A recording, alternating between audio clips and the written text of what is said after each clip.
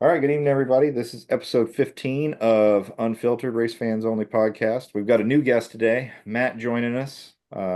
He had been following along and mentioned, like we said, anybody who's interested in joining us, giving their perspective, everybody's perspective is welcome. And Matt had reached out, said he'd love to join us for the discussion. So take it away, Matt. Give us a little info about you and how you got into racing, and then we'll proceed with discussion about the race weekend. Hi everyone. Yeah, I've been a NASCAR fan since I was very little. I don't remember a lot of details. I just know that I got when I moved from Arizona to Michigan when I was young, where I was born in Arizona, and I somehow became a fan of Rusty Wallace, and so I grew up going to be a Rusty Wallace fan from the time I was very young to about high school age, and kept up with the sport, and I still am keeping up with it now, just with different drivers along the way. Okay. Who's your driver today that you follow the most? I would say I'm a Hendrick fan, but mostly like Larson, which is why That's the it's right answer. ironic. Not Byron. Yeah, Good answer. Good answer. yeah, mostly a Larson fan. All right. All right. You and Blake will be good friends. Uh, all right. So welcome to the show. Glad to have you. Uh, and yeah, look forward to hearing your take on the different items throughout the race weekend and just the developments within the racing world, everything that's going on. So this past week we raced at Vegas, and I thought it was an exceptional race. I know I was listening to Dale Jr.'s podcast. He said he thought it would rank in like the 60s or 70s on the good race poll. And 73 is what you said. yeah, he didn't rank it too high. Like he thought it was a good race, but not overall like a barn burner. But I was really impressed with all the tires mattered. The and we saw it early, especially with all the cautions, how that played into tire management. Guys were all of a sudden having to really think about, all right, how many sticker sets I've got. You saw where the guys that stayed out later in the race were McDowell and Dillon, and they basically got smoked on the restart. Dillon didn't even make it a full lap before they just chewed him up. So with that, what was everybody else's opinion of that? I enjoyed it. What did y'all think? It's nice to see tires matter again. Yeah, that I think that It, was my big thing. Just like seeing management. You had tire strategy, you had fuel strategy. Even though the stages normally mess that up, we finally had for the first time. Natural cautions that, Yes. yeah, it was nice to see cautions, especially in Vegas. Nice to see cautions other than the damn stage breaks. Yeah, but two of the natural cautions were tires coming off because people Yeah, can't seem to put the tires the one lug. But again, on. that's a natural caution. It is, but it's based off of a faulty, stupid issue that shouldn't be happening. I mean, I agree it's a design flaw in the car, but I think I talked to you about it during the race. I'm only willing to blame NASCAR so much. Like, okay, we're on year four of this car now. We've had three championship seasons. At this point, you know that this is a weak point in your design of the car and something you have to account for in the pit stops. So if you're still having this issue, and this is to me, but if you're still having this issue because you're going too fast and you're trying to shortcut the pit stops and you're not making sure things are tight, that's on you. It's not like this is the first race It, with this anymore. especially when it takes longer to fuel than it does to change tires. How the fuck is this still an issue? It only takes longer to fuel if they run an entire fuel run. They're not doing that. Well, Right. yeah, how are you They're, going to run a full fuel run when you keep fucking not getting the tires tight? no, no, listen. No, hold on. The first stage was 65 laps. You Yep. Yeah. can run 70 laps on fuel. You're pitting halfway through. You don't need a full load. You need one Right. can. So there's no there. That's why this is happening because they don't need a full. They don't need two cans. Okay. Well, again, that's why we say get rid of the That's stupid ass stage breaks too. correct. Yep. Honestly, I was gonna say, if you've got rid of the stage brakes, do any of you think that would resolve this issue? Because then they'd be fueling the cars longer Yep. instead of, basically short Yeah. pitting, which is what they do Yeah. now. Every pit stop's a short pit. And don't be afraid to jump in, Matt. Just yeah. I'm just listening to you uh, guys. So but, let's hear your takes. yeah. Now the wheel splitting in half, to me, that's a bigger problem. Like, how is the wheel coming into pieces? What with Kyle Busch's? Yeah. Because it came loose and the rotor's what made it come apart. Okay. We've seen that happen, but not too many times. I remember, I don't think there was one last year, but there was definitely one in 22, where basically you saw half the wheel come off and half of it not.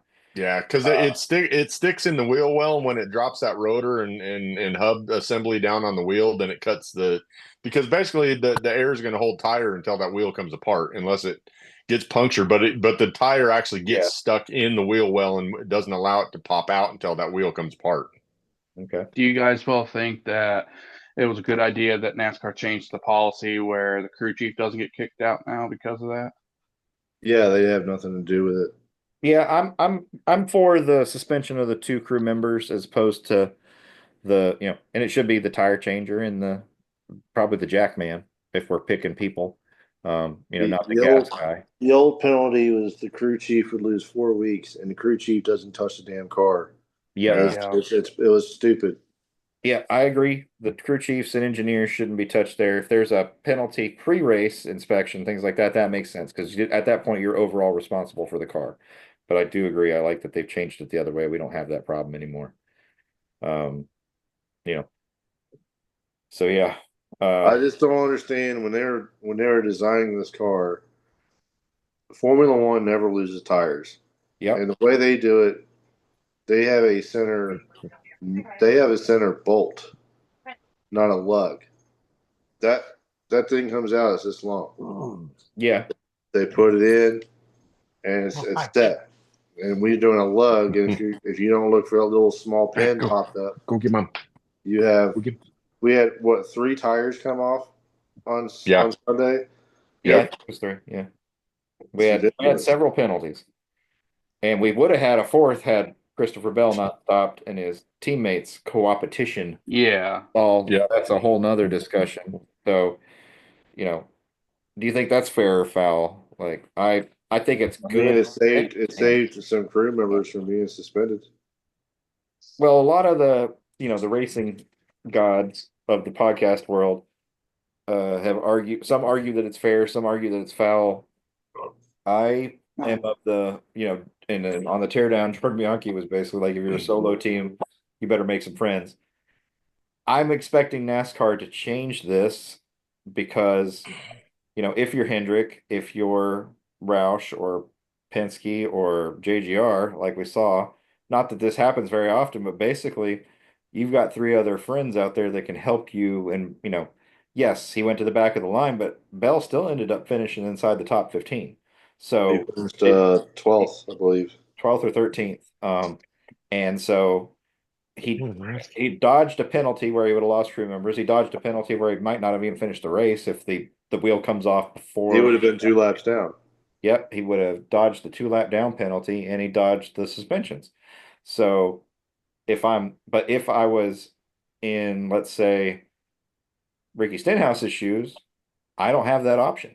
Or uh what's his name? That runs the one-off cars right now, like that Casey Mears going to run for, like Carl Long, not Carl Long. Yeah, What? it's Carl Long's team, but I can't Yeah, remember. Carl Long's team, but or BJ McLeod or one of those guys. Like you go with those guys, well, they got nobody to help them. Well, So this is where I do like what some of these guys brought up on the podcast about if you're looking at it from a safety standpoint, this yeah, is a good thing to implement. But your NASCAR, if they don't get away from this rule and make it illegal, which, like I said, then everyone's well, it's a safety issue. Well, if it's going to be a safety issue, then the NASCAR needs to put their foot down and say, okay, so when Carl Long's team pulls in your fucking pit box, you better get over the wall and fucking tighten it. Then whether they have any affiliation with you or not. like, that's what I was gonna say. Like this, in order Yeah, to even it, say you can pull into any pit box, and that team is required to help you, which now you're helping your competition one way yep. or another. We know it could So be, it's a double-edged sword, no matter which yeah, way, no matter how you look at it. or do you take it away? But now, obviously, we've seen drivers get concussions and get hurt when they blow tires. Kurt Busch, it took, ended his Cup career.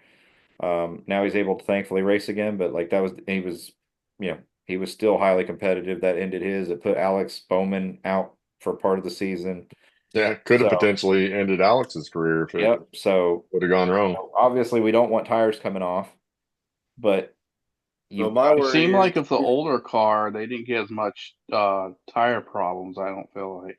well, they had different tire problems then. Then they had, with the five, the different problem they had with, at least that I remember, the Those lug last nuts. handful of years was because you didn't, until NASCAR started enforcing lug nut penalties, teams would start racing with only three lug nuts on the thing. So then the tires would get loose, the wheels would elongate the holes, and they'd still end up blowing a tire or whatever. And they would only make Okay. sure they tightened down the wheels on the last stop for what they thought was the last stop, so they wouldn't get a lug nut penalty. Yeah, then they had to make sure they hit all five. I remember one year when Blake and I were still in another group, we were counting them. I counted, I think, and it was Martin Truex's team was the number one offender Oh uh, yeah, for 2 years straight, where they had by a several race margin every week a number of penalties. I wish I still had that notebook, but they were like in the teens compared to everybody else. But they also won a bunch of races every year that way doing it. So, they're smart, but you're taking that risk. And Yeah. penalty wasn't really worth anything to deter you, where this penalty, well, first off, if you lose a wheel while you're out on track and you tear up your car like Kyle Busch did, your race is done. If you're doing it and it's at speed, your race is definitely done. And if you lose 2 laps, your race is pretty much over. We don't see people come back from that usually, other than, McDowell came back from what, 4 laps down? Or what? No, 6. yeah, six 6. laps down. So, I mean, that's impressive. It made me think of But Auto that's because Club. of all the cautions. If we didn't have those natural cautions, that would never have happened. Yeah. So, Well, at least they don't The have the issues where the teams don't have the bump stops. I remember, like, was it Auto Club the first year that they had cars would get flat tires and couldn't move? yeah, with the rub blocks. Yeah. Yeah. the issue though is we're not too far away from one of these tires flying off at speed and going in the crowd. No, And I that agree. And that's the problem.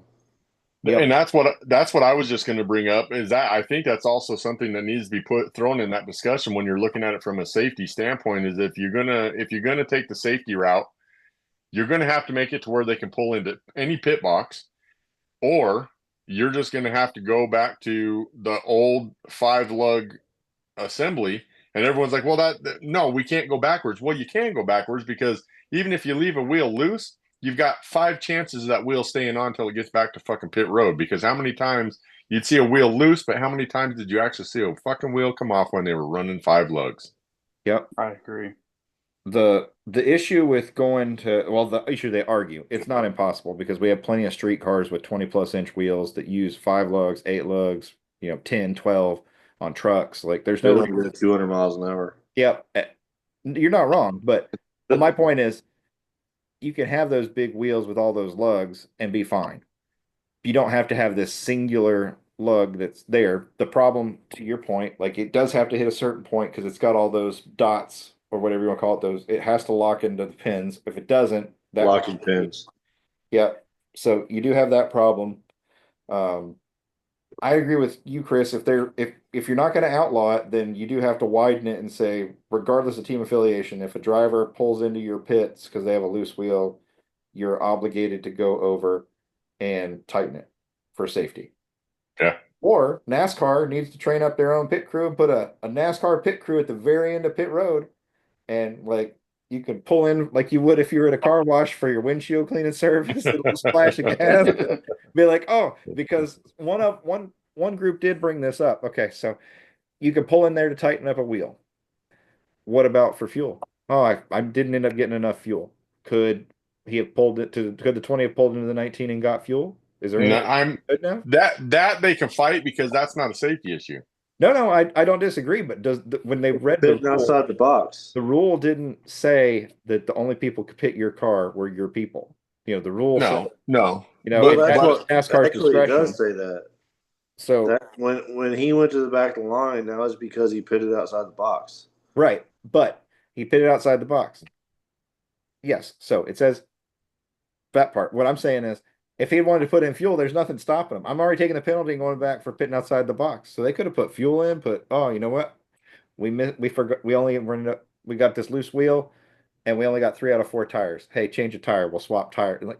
There's all kinds of different things that opens up that, what's the stop? Let's say that's championship race. All right, the 5 isn't in the final 4, but the 24 is, just for scenario. The 24 wants to get off pit road better, and he goes down there and he pits in the 5's pit box instead. I wouldn't do that right now. I'm just saying. I I'm know. just saying, like, as an example, like, oh, you know what?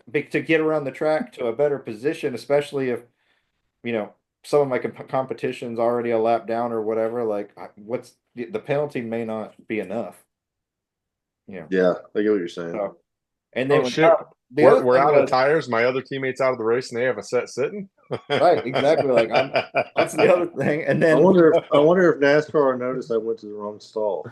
Yeah. Yep. What if, yeah, and especially if you go down there and you run all your 5 guys down there and put them in the 24 pit stall, be like, well, technically my crew pitted the car. I just didn't do it from that part of the track.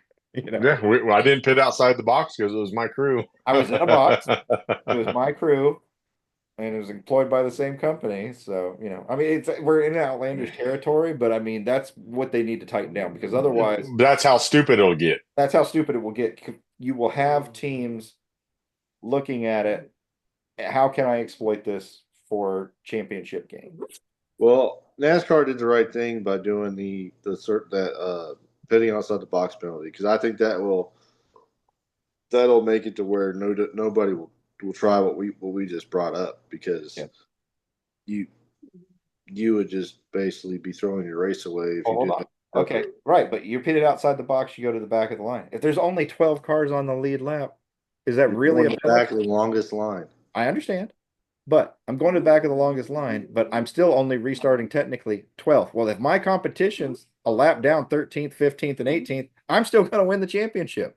Even Yeah. if I went to the back of the line, like This there's is just ways based off to if they exploit this. have a tire Yep. tire come off, right? I'm just saying there is a way to exploit this where it's not as big a penalty as it might seem, depending on where your competition is running. In a regular race, yeah, this could hurt you, but in the playoffs, when you're racing against a very much reduced set, to me, this might be worth the risk. It might be worth pitting outside the box because the people I'm trying to beat might be already at a disadvantage. So me going to the back to avoid the bigger penalty of losing my crew during the playoffs might be worth the juice, might be worth the squeeze. Yeah, Especially if I've already won the race to you, advance to the next round, and I'm just trying not to lose my crew chief for the remainder of the round and into potentially damn, Riley. the championship. Well, then that's a whole nother discussion, like Bubba losing, Booty Barker for his final race. If he had not gotten suspended and lost him for the loose wheel, and he had just gone in there and pitted with one of the JGR cars, he gets to finish his season. He's not in the championship season, but at least. Yeah. So I can see an area where if the situation could present itself where you could abuse this and it work out in your favor. Okay. So I don't know. You're putting yourself in some. I mean, that's dangerous territory to try and to leave that call up to NASCAR. I can see that going real bad. Right, I don't disagree, but I can see somebody trying it, but I can see that going real bad. But you set the precedent this weekend and said it's okay because safety. Yep. So you either adjust the rule, or we could have this happen. The possibility and probability. Possible, yes. Probable, probably not. If I was NASCAR, I would still suspend the crew members of the 20. I think if you do that, that changes it. I think if you enhanced it and said, okay, they had to pit outside the box because you failed to tighten the wheel and I still suspend at least one of you, then maybe that avoids it where you could use it as an advantage. Because can you afford to lose your best tire changer, your best gas man or jack man during the playoffs? And most of them would argue, no, they cannot. Oh, during the playoffs would be one thing, but during a championship race, who gives a shit? Well, right. If it's the last lap, if we're in the last race, like, okay, well, I'm starting Daytona fresh. Like, I'm fine. So was Martin's crew chief already having that discussion? Because it seemed like it was so seamless when he just pulled into the 19. James yeah, the Toyota guys, and on what is it? DBC, I thought it was funny that Denny even caught wind of that, but Denny had no idea. Denny's on man. He goes, yeah, this is apparently talks that have been happening. He Yep. goes, but it weren't talks that we were privy to. Yep. I was gonna say on What are we talking DBC. about? The crew, as far as JGR themselves have walked through that scenario, that was a plan And had at asked some point. NASCAR and gotten approval to do it. Like they already knew Yep. it was approved. Oh, Yep. cool. What's his damn name? He was on DBC this week.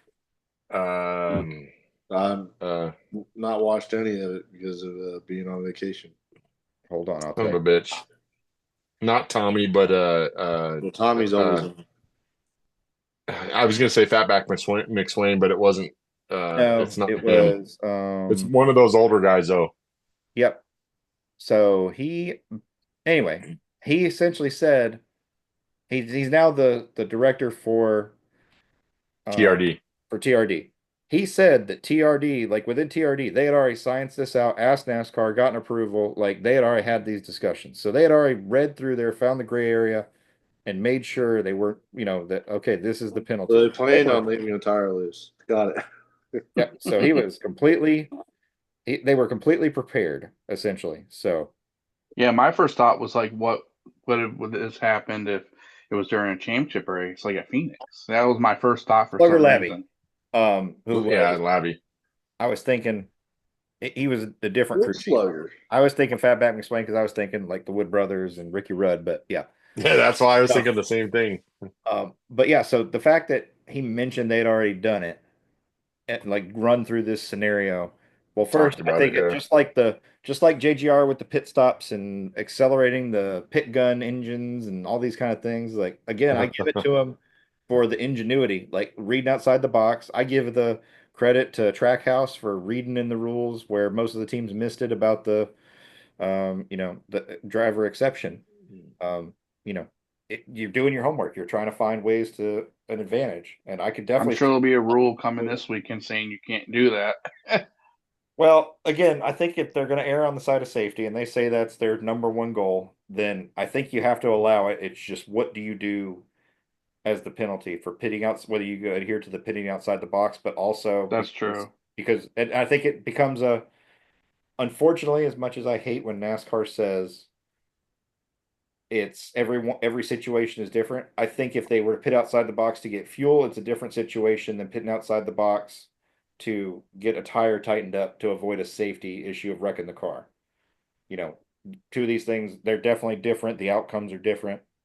And but you could most certainly be racing off pit road, be like, we didn't get enough fuel, tell the guy to come back in during the championship race or one of the championship rounds, and your competition's, a lap down. The people you're trying to race to make the next round be a lap down or out of the race, and you're only going to the back, so you're really not losing enough points. It's keeping you in the race as Yeah, opposed Yeah, before you my leave pit road, stopping so your teammate's pit box down there. or like it's not this was it this weekend Ty Gibbs got turned around? That's every I week. think that's been every I meant weekend. on pit road. It's Let me every do that. weekend. On pit Yes, road he that got was this turned around. weekend. Yeah, I was on pit road. Okay, so yeah, he got turned around on pit road this weekend. Okay, so let's just say the guy pulling out didn't get enough fuel time, and it was Hocevar. Hocevar didn't get enough fuel leaving when he turned him around. He goes down now, and he was racing Ty Gibbs for, get back on lead lap, whatever the situation is. Hocevar pulls in, gets fuel, and one of his other Spire things and keeps going. Ty Gibbs he's turned him around, so he's already at a disadvantage. And Hocevar is like, yeah, but I'm still going to end up in front of him, so we're fine. So I think we beat this to death, but like I said, I'll be interested to see what they do because I could definitely see a way you could exploit this. Can I just add one thing in there real Yeah. quick? Just No. real quick. Nope. Just real quick. You're Talking gonna about do Ty this? Gibbs. Talking about Ty Gibbs. When does Chris Gale? So how'd that change? So how did that one change work out for you there, bud? And then just walk out of Right? the fucking room. Yep. Yep. Ty We're Gibbs. just one change away from me winning races. Okay. Ty Gibbs Yep. is the worst car on the track right now. Oh, dude, it's horrible. It's He's the worst sad. car. He is getting lapped almost within 20 laps almost every time. Like there is something insanely wrong with that team right now. And it wasn't Chris Gale. We knew that to begin with. That's what made Like that's what made they- his comments. They are looking really stupid by getting that they got rid of Kyle Busch right now. Like this Right. Or this is not working. Jones, or yep, to your point, Ty Gibbs has 56 points. Jimmy Johnson has 34, and he's only run one race. There's something They wrong. should have signed Corey Hine. Corey LaJoie's got 21, and he's only run two races. He'll be back in Bristol. Right. So he's he's having such a bad year. What really again drives it home. All right, Ty He Gibbs, made the playoffs last A year. tier car, made the playoffs, should be running well. Cole Custer, 40, they went from 4 cars to one, 47 points. Jimmy Johnson ran one race, 34 points. Cody Ware, where everybody knows their cars are awful, 24 points. He's got half the points Ty Gibbs does. It's not good. Now, Noah Gregson, how he's at 59 points, he's just not had the finishes. That's kind of shocking, but yeah. Yeah, he had a tire blow this week. Yeah, he was doing good. He was That quiet was there. That was a rough hit, man. I Yeah. gotta you brought up Cody Ware, and I've got to bring up his place in this past weekend's race. How do you, while you're running half the speed of the leaders, and I'm saying half the speed, I know it's not half the speed. I know they're Looks like making it. minimum speed. But how at that low speed are you going to spin out by yourself and create a caution? Dude, this is a conversation that I was hoping we would get to in one of the previous episodes. Well, I had but to because it ruined the race for Yeah. Larson. That wreck yeah, ruined the race for Larson personally. I mean, I'm a Larson fan. I'm going to say that. This is a podcast. We're trying to be biased, not non-biased, but Yeah. in this situation, you got to look at it and go, how is a car running that slow, spinning out on its own and wrecking? yeah. I agree. Well, It happened. It happened 3 weeks ago when I was telling you. I know you didn't watch it, but and I don't know if Alan watches the ARCA series or not. But friggin' depends on where they're at. Butterbean Queen got screwed out of that win In by the Phoenix. guy in Phoenix because they don't have once you take the white flag, it doesn't end the race for them. They have to restart that race. But the car that was 9 laps fucking down spun coming off of turn 4 on the white flag lap. How? What, I mean, why are you pushing the car that hard 9 laps down on the last lap of the race that you fucking spun all by yourself? Didn't hit anything, but spun and brought out Essentially, I think Cody Ware was 3 laps down at that point. Why are you? And 3 why laps are you down in the wrecking Cup on your Series own? is the same as 9 laps down in the ARCA Series. Yeah. It's Why are yeah. you wrecking on your own and screwing with the race? I'm sorry, but Cody Ware does not belong in the Cup Series. I don't care if he has sponsors. I don't care if his dad owns the damn team. I honestly, at this point, I think listening to that interview with Carl Edwards and a couple of the comments that I heard Corey LaJoie make in his podcast this week, yes. I don't think it was a fact of I still don't think that it was a fact of what the hell was I going to say now? I don't think it was. It's the fact that he didn't want to take that opportunity away from Cody. I think he's saying, "All right, here you go. Now everybody can just see how bad he is." Because while Corey was there, Cody's performance came up, and now Corey's not there again. And just like Blake said, you're 3 laps down, 3 laps down, and what? Why? Yeah. What? I believe he was the only car on that lap too. And Yeah. I'm not trying to take anything from Josh Berry because Josh Berry deserved that race. He's running the top 5 all day. He won the race fair and square. But if Cody Ware doesn't do that, this race is probably going to Kyle Larson, maybe William Byron. One of these 3 cars that are just flying all day long. And Barry was a 5th place car and won with it. I'm happy for him. But you got a car that you had a wreck with Kyle Busch, the tire coming off. You had the caution with Chase Briscoe's tire coming off, and then you had the Cody Ware caution. None of those 3 should have ever happened.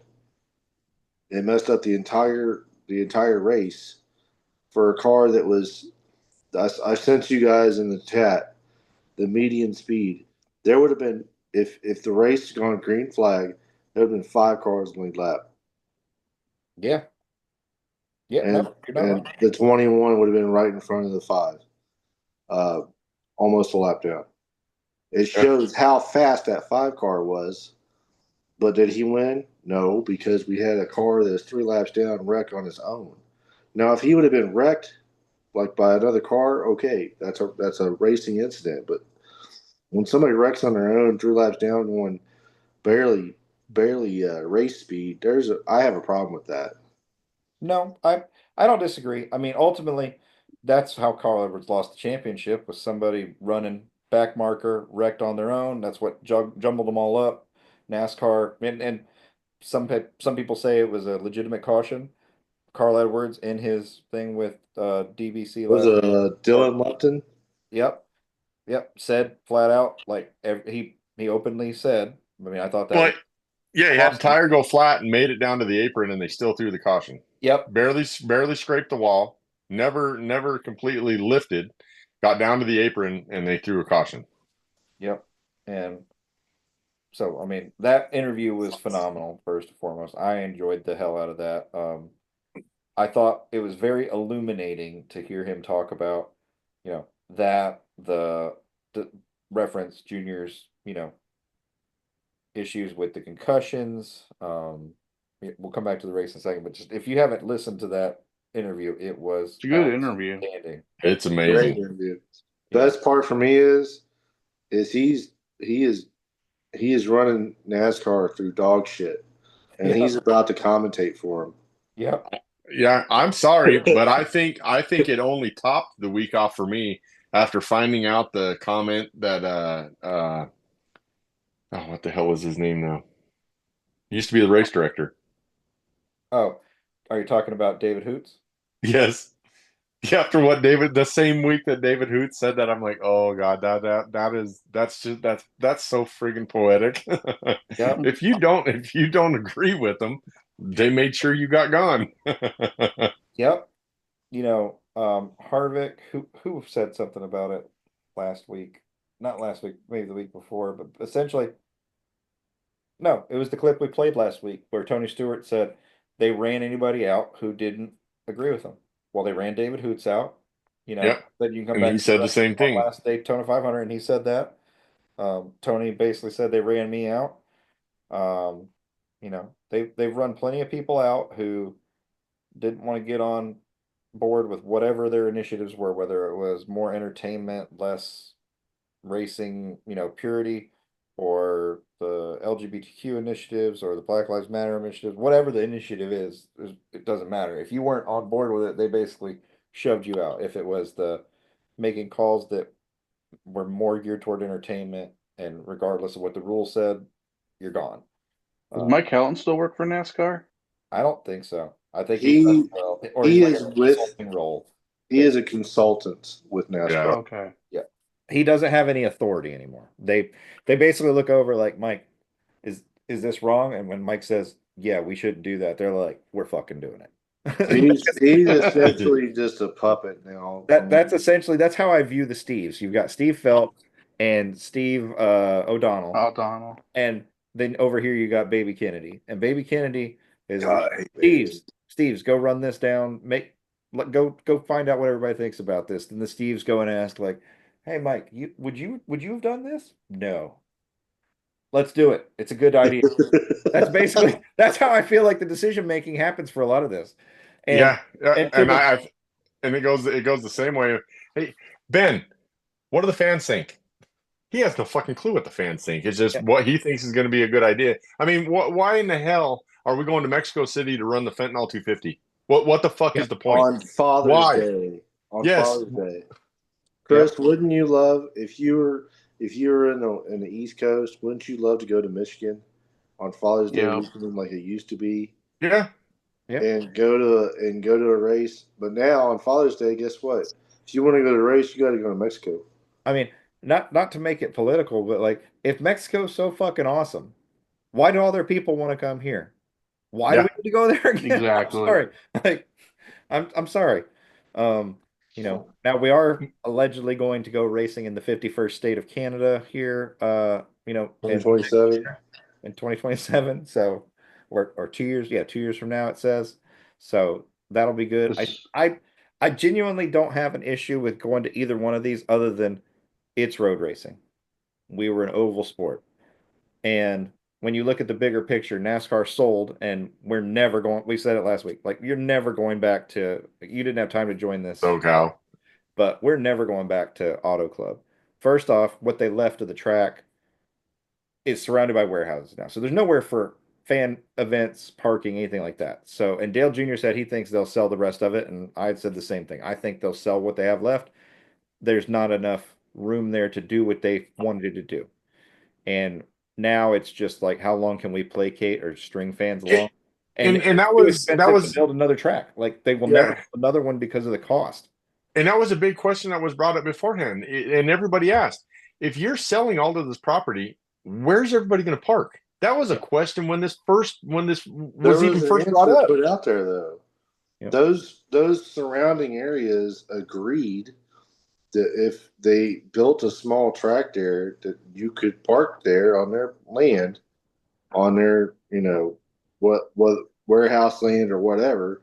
Yep. They agreed that if you built your small track, you could park there during race events. But NASCAR hasn't built the track, so the warehouses and everything have just continued moving on because business doesn't stop, regardless. Yeah. Right. NASCAR But if they ever did, which I agree with you, they're not building shit there. Mm-mm. They're taking weren't the they money do? and running. I'm sorry, but like I was gonna say, wasn't NASCAR? Aren't they building the fairgrounds supposedly? Well, they were going to refurb the fairgrounds essentially. Okay. But yes, they were going to take and update it because of the MLS stadium, I guess they're putting in there. We're never going there. We need to go to the fairgrounds. Like I need another hole in the head. I'm not. They are redoing the fairgrounds, but I don't think we're ever going to see it. If we do, it's going to be the capacity just like we saw with the Clash. Trucks. It'll be trucks. Yeah. Maybe a smaller race. truck I don't think you'll ever see Cup there again because, again, well, first off, the residents don't want it. And you've filled the whole surrounding area with, residential area. And there's ordinances and all this stuff. Which is horseshit because you have Daytona as a perfect example. The whole fucking thing is surrounded. The whole track is surrounded by. I'm not saying that they couldn't. No, I know. What I'm saying is Nashville and Daytona's Chamber of Commerce are totally different. So Nashville's Chamber of Commerce is like, then the residents are like, we don't want it. It's going to be too loud. This. But you're okay with them putting in a gigantic ass Major League Soccer stadium, which Exactly. Daytona in terms of size. Major League Soccer stadiums are huge. Like if you've ever seen European soccer stadiums and Major League Soccer stadiums, they're not tiny. They make football fields look tiny. They're these. Yeah, they're not exactly quiet either. No, and they're not. I like how they're going back to Rockingham this year. Yep. But we're definitely kind of bouncing all over the place. One of the with this topic though, so on Twitter, JRM's Dirty Mo handle had asked if they added more practice to the point we talked about several weeks ago about, this open driver provisional exception with Catherine Legg and Helio, and it doesn't matter who. The fact that these people have never been in these cars and they get 20 minutes of practice and then you're expecting them to not go out there, get in a wreck, impact the results, which have major financial ramifications, not just for the damaged car they cause to themselves and the other people and the safety, but the championship payouts. So they asked on the Twitter handle, like, if NASCAR added more practice, would you attend these? Would you come back to the races?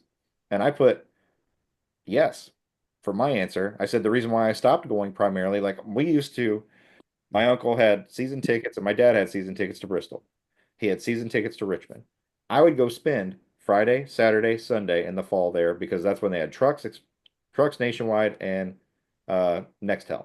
And I would take pictures. I would do the fan zone stuff, and I would watch practice and happy hour all weekend. I'd be up at those races all weekend. Now when you go, there's nothing on track but the race and 20 minutes of practice, and there's not a damn thing to do in the fan zones. So you took the product off track and you took away the product in the fan area. Why the hell would I go spend, hundreds of dollars camping and drag my RV all the way down there or get a hotel room? Like you make it very uneconomically tempting for me to spend my money that way. I had a great time when Blake and I went to Bristol last year. I want to go to Darlington, but I got to go work stuff I got to do. I know you've got some stuff, but like, even if we were going, they're not going to have anything for us to do. So other than watching the race, to me, to justify the expense of us driving there, getting a hotel, the increased cost of food, like it's just nuts. And the Yeah. fact that that the sport doesn't see that as a problem, and they used COVID to justify it and everything, and they're not interested in fixing it. They use COVID to justify the cost savings side of things. Yep. They used it and just kept running with it. Which honestly, so to our point, we're talking about Josh Berry and Harrison Burton. Okay. I made the comment in our group, you know, this further proves that Harrison Burton wasn't ready for Cup. Not because he doesn't have talent, but because he didn't have the experience behind the wheel. Well, when you only, and he came up in an era where they started cutting the practice. Well, if you don't have the hundreds of thousands of hours that Josh Berry has behind the wheel or Denny Hamlin, whether it's a Cup or not, then of course you're going to suck by comparison because these guys are, and if you're not out there, the only other alternative is to be Christopher Bell, Kyle Larson, Ricky Stenhouse, Bowman. You pick one of them that's out there getting in anything with damn wheels, whether it's dirt or asphalt every week, because that's the only other seat time you can get. And yeah, Like it's Larson. a up car, but experience behind the wheel is experience behind the wheel. And it impacts you even everyday regular driving. Yeah, it's not just practice. We don't have testing. Nope. The only testing you have is in a simulator. Yep. And we Other than learned. tire tests. I don't know if any of you all watched the Patrick Dempsey thing or anything Yeah. like I missed that, out on that. but he said that he can't go into a simulator. No, it He makes it said it motion. makes him car sick, makes him Yep. motion sick. So It if you does a have lot of the any drivers. drivers that have that issue, that's you're not only do you not have testing, you don't have sim time. You got 20 minutes of practice, period. Nothing else. That is not enough to figure out what you need to do with the car. Nope. And the good drivers, or the guys, not necessarily even the good drivers, but the drivers that are in good cars, so they appear to be good, don't want it because it evens out the field. Well, not only that, And let's look back. It pre 2021, Kyle Busch, he did all his fixing in practice. yep. Yep. And now he looks like he sucks. It's not that. He just don't have the time in practice to fix his car. Yep. I think What? if we brought back an hour of practice and we called it happy hour, we stuck with the 20 minutes per session and qualified, and then after qualifying on Saturdays, so we did all the qualifying on Fridays, Saturday for a typical weekend, Sundays or Saturdays, you got a 1 hour session to just go out there and work on race setup. Since everybody's locked in, it's not like you're fighting for a position. So if you just got to go out there and work on your race car for an hour and try science experiments, whether it's for this weekend or for a fall or whatever, I think you would see RCR climb the charts very quickly because you've got Kyle Busch there feeling it out. I think you would have seen Harrison Burton catch up to Austin Cindric and some of those. I don't know that he still would have had a seat, but I think you would have had better results because you're not going to erase that gap entirely compared to like a Josh Berry or a Denny Hamlin, but you would have been given a better opportunity to put on a better show and to find what's wrong with these cars, especially because they're so sensitive to change. It's not like you make big changes. You're moving things like a hair and it has a dramatic difference at this point. Yeah, you have to look at the pinnacle of motorsports is not NASCAR, it's F1. If Yep. you look at F1, they have practice one, practice two, practice three, qualifying, Yep. then they have a sprint race, and then they have the race. They have Yep. all that time on They the used to track. have Q1 and Q2. And Well, they they have. used to Oh, I'm have sorry, I did that wrong. I'm sorry. Yeah. They have Q1, Q2, and Q3. Yeah. So they have all that track time.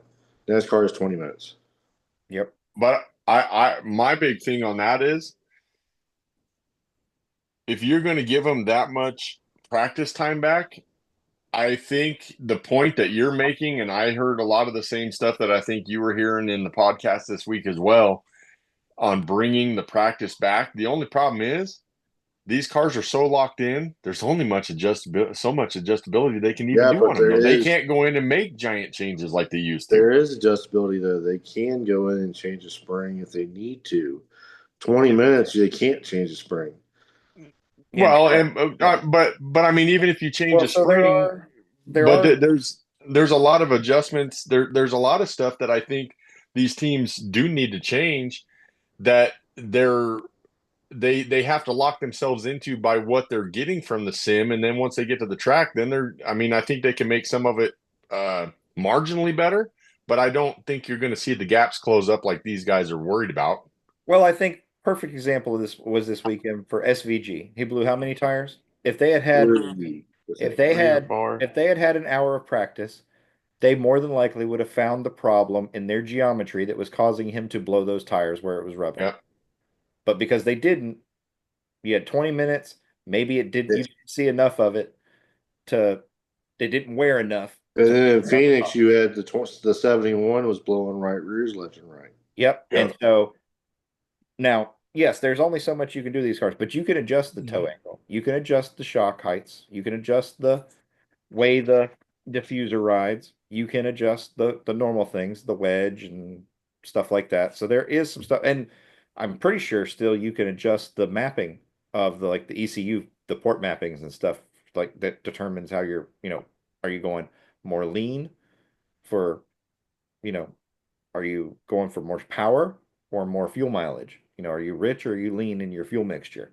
And, like Joey Logano and Brad Keselowski for a long time when the first ECUs first came out, they always went more toward they were more fuel Oh, lean. they ran They that. could Yeah, they they ran it ran lean as lean hell. and they could go way longer than everybody else who was running fuel rich. And yeah, they had more power, but I could outlast you without those stage cautions to get you back in the game. So I Yeah. could go out there and then I would throw it into, neutral or it push in the clutch and coast partway through the corner. Like they were winning all those fuel mileage races at Michigan, Almost sounds like Vegas last year, doesn't right? And so similar to it? what Joey did last year at Vegas, but they do have more adjustability than they appear to. But I do think an hour of practice would do a lot of those people that are trying to, is it fair? We hate on different drivers. Like I think Justin Haley's overrated, but at the same time, do I think Justin Haley's ever going to get a fair chance to show what he can do if he's only getting 20 minutes a week in simulator time? The simulator can only do so much. I mean, Alan, yeah, go ahead. wasn't when did NASCAR get rid of rookie practice? Because I remember growing up as a kid and they would have rookie practice every weekend. I don't They remember. haven't had rookie practice since like 2020. Yeah. Yeah, it's Okay. been a But yeah, long time. they basically got rid of all that stuff. They used COVID as an excuse to get rid of any type of external stuff. And allegedly it was for savings. But if you look now, instead of practice, you've just got stacked in an engineering squad stacked at all these places. And you got these war rooms and all this other stuff. They didn't save a dime. If anything, they spent more money. They're just not spending it at the track. Because I So, heard Jimmy Johnson when he was starting out, like how many times he got to practice because he was so green at yeah. NASCAR, and then now look at him now.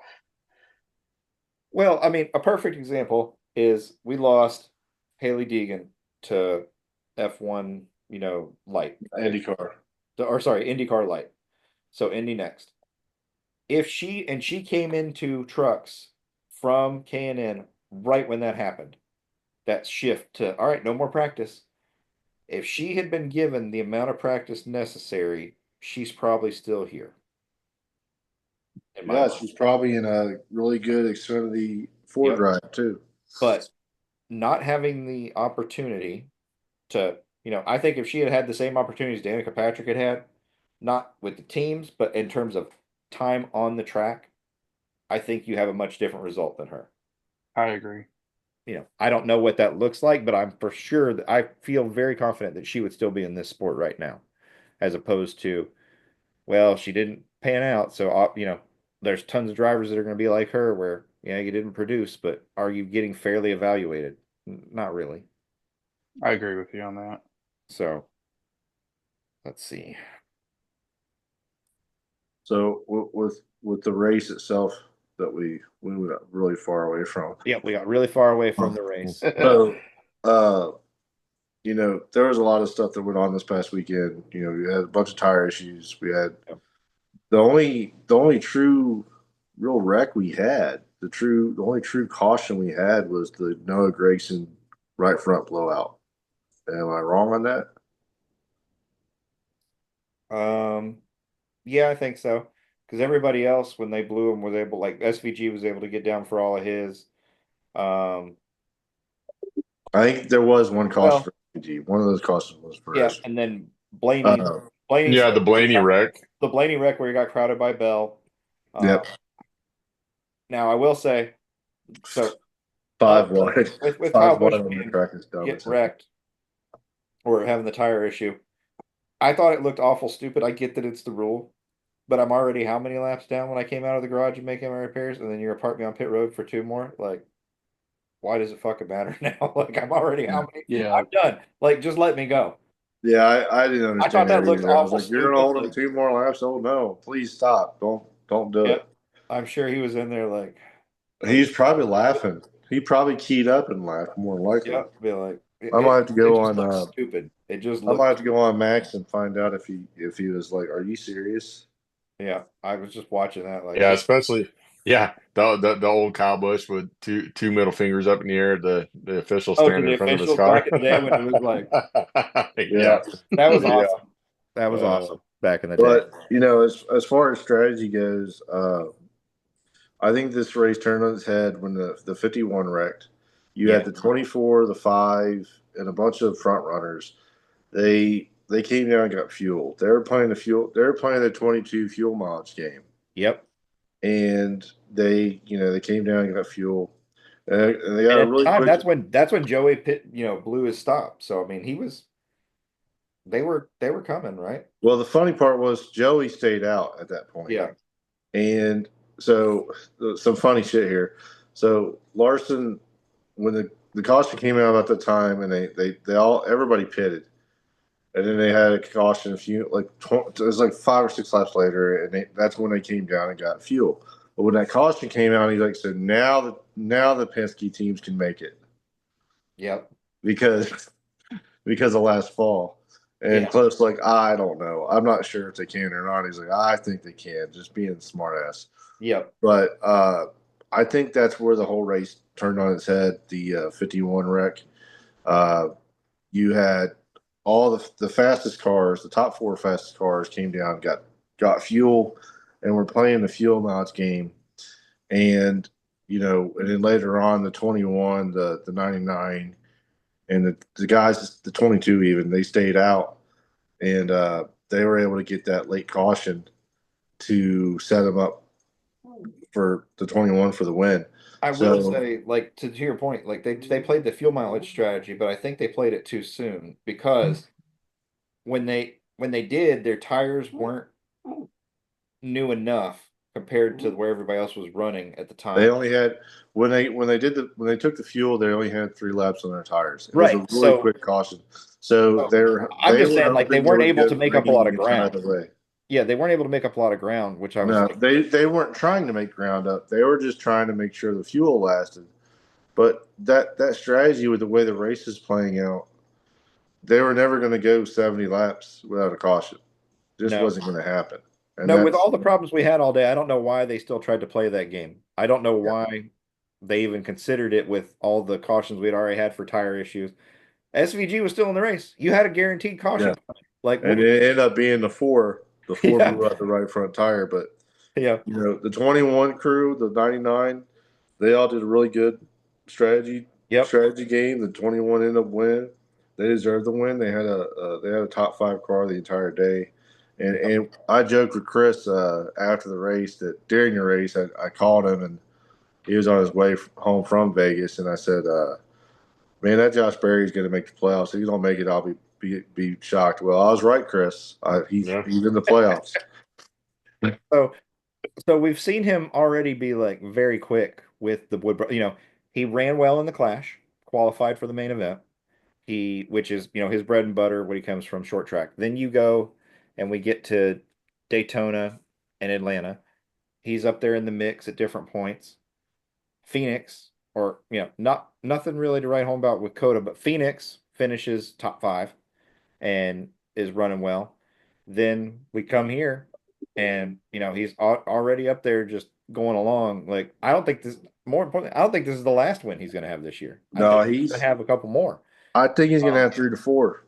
Be honest with you. the I know way none it's of us going, picked him in our pre-race, no, I think we're going to preseason, have a but lot of egg on our face for that one. well, I mean, how are we going to know that the 21 is going to go from a 30th place car to a top 5 car every week? How do No, we? I don't disagree. I mean, based off of other than plate races, I would not have considered them, because ever since Blaney got out of that car and De Benedetto got out of it, it really hasn't done much to get your attention other than I at speedway cars. I thought he would, because it's Josh Berry. I thought he'd be good at Martinsville, Bristol, the Agreed. I short was track. expecting short track But stuff. I never thought he'd Expecting win much. at a mile and a half. And I surely never thought he'd be top 5 every week. And it's what he's been. He's been top 5 every week, except for the road course, which he's not a road course guy, so it doesn't really throw me off at all. I So, know I was rooting for Kyle Larson to win this past weekend, and Kyle got beat by him. yep, I was pulling, like, Kyle had the car. Like, nobody was in the same zip code as Kyle Larson Nope. today. And Well, until they got other back than in the traffic, 12, but he was never able to show it. yeah, the 12, victim of wrecking in practice. Like, every time he'd make something up and make the ground up, something else would bite him. Yep. He was not meant to run well that day. Just, Yeah, Flores said they had a lot of problems on pit road.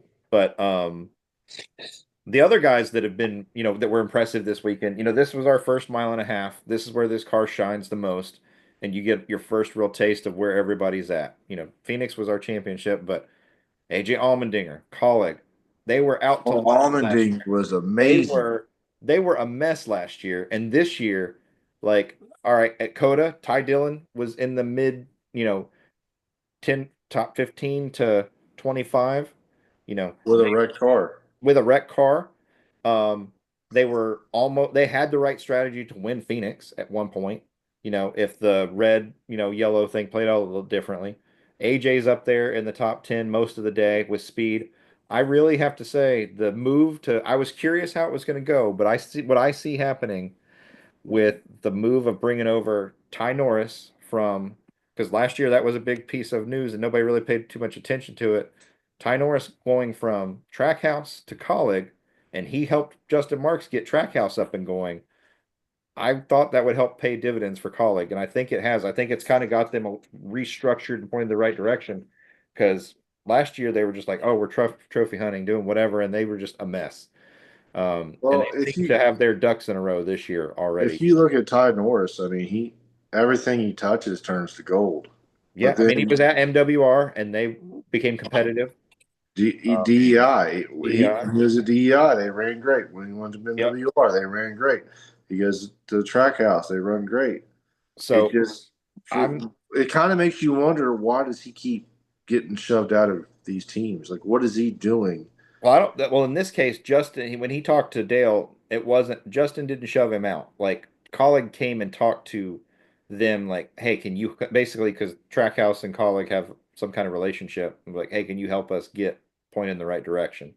And so they were able to work out a contract deal to bring him over. But it was, I think that relationship is starting to bear fruit.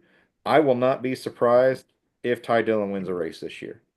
If they continue on the path they're in. It might be a luck win, but if they continue on the trajectory, and same thing for Allmendinger, like, if they continue on this path of improvement, I can see them making their way to victory lane or sniffing it very closely. Does And Colleague have yeah, Does go. Colleague have an alliance with RCR? Yeah, they're on the campus. Yeah. Okay. So, I mean, I hope we don't see Ty win. We'll never. If we see Ty win, we'll never get rid of the Dillon boys. no, you're not wrong, but I will say, to give Ty credit, Ty has never raced for RCR in Cup. Yeah, He's yes. always done his own Yeah, thing. yes, in the Wait, wait. 33. You're right. All right, my bad, my bad. But without not being a dick here, but he's racing for him now. He College is, on the but campus, he's racing for him now. When he was racing the 13, it had affiliation with RCR. oh yeah, He way back don't. in the day. He just hasn't raced for RCR. Right. He's done it through third party affiliation, Yeah. but he's not been directly like under Pop like Dylan. So I want to give Ty like a little credit for doing it the harder way. Like he's not doing it directly in house. It's all, one house removed. It's like in the cousin's house or whatever. He's the kid nobody brought in the divorce. They were like, nah, we're gonna leave this one. But so and then who was the other one I wanted to talk about? Hocevar's penalty. I thought he was going to do well before they had their Uh, issues. I got something for that. So Yeah, go ahead. Ozavar ran top 10 all day. Yep, he was. In the end. The 71 started on the pole, first Yeah, pole for Spire, and then he's nowhere to be seen for the next 3 quarters of the race. yeah, And then he got lucky with that late caution, and he did the strategy. He was on the figured it out. strategy. Yeah, he was on the same And strategy everybody else was he on. finished decent, but it's like, what is going on with that team? You get on the pole and you can't. yeah. You just see ya. I'm going in the back. Like, This goes back to the conversation we had last week. I mean, what was the point of getting rid of Corey and bringing in Michael? He, I still Well, baffled not me. even. Well, I mean, I didn't mind him getting a third or bringing over McDowell because McDowell didn't replace Corey. Haley replaced Corey. I know, but still, but Right. I think a lot of where I was going with that conversation last week, I think they were bringing Haley in, thinking Haley was going to come over because I know I don't get it, but Mark Martin for whatever reason loves Justin Haley and thinks that he's going to go set the world on fire, and I don't get it. I don't That see it. this is one that I baffles me about Mark Martin is what have you seen? Show us where Yeah. you've seen what he can that he's going to come out and set this world on fire. But I think that he can set the sport on fire.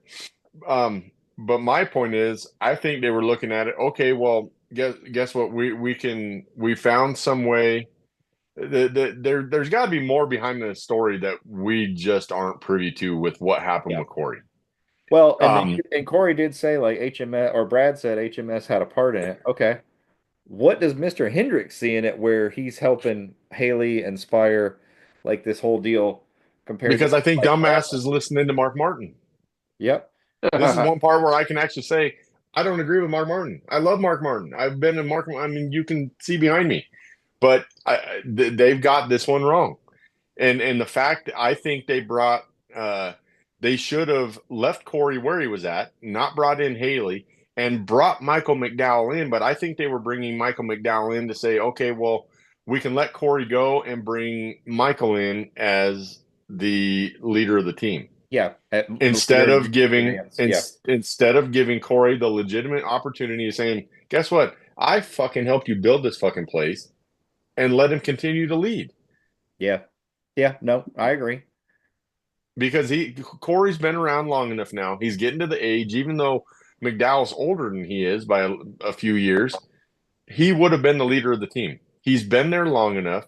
I think he understands the sport well enough that he would have been a leader for that team, and they fucked him. Yeah. No, I don't disagree. I was shocked when McDowell even left front row because wasn't he saying he wasn't getting long-term contracts, and then he left to go to Spire, and then They gave every Gillen. driver well, that that's came why they behind him a gave long every term. driver a long-term contract was because Yep. of that. Yep. Yeah, those guys were the beneficiary of Michael leaving. Yep. In my mind, they were like, okay, if we're gonna get Gregson or Smith or Gillen, It, I have to give them some reason to stay because other teams were courting them. Um, and if you look at that team, they're on a downward spiral. yeah, They're not doing that great right now. I mean, Zane qualified well, and he tried to wreck himself early in the race. I was telling you about it. yeah, He tried to wreck himself in front of Kyle Larson, but Larson's too good to do that. But Zane qualified well. I don't think he really ran well the rest of the way. But it's like Noah's got his little shimmers of brilliance, and that's just Noah being Noah. yeah, But Todd isn't doing anything for the team. He's running back marker. the 38's running back marker, and the 34 is running mid marker. Like with them, they are a number 114, right? They are a they are getting full forward support right now with Penske, Yeah. and you can't tell it. You can't tell it one bit. I'm honestly, I know a lot of people don't like him, and I can see why a lot of people don't like him. But I think, unfortunately, we're not going to get to see what Noah Gragson can actually do in this sport. I think he's going to get stuck in shit rides his entire career and just disappear. Yep. Yep. He's going to be a Casey Atwood. He's going to be one of those that what could have been. Um, Either the opportunity is going to come too late, or I think honestly Josh Berry's a perfect example. Signs up for SHR. SHR is like we're going forward, and then they immediately screw everybody there.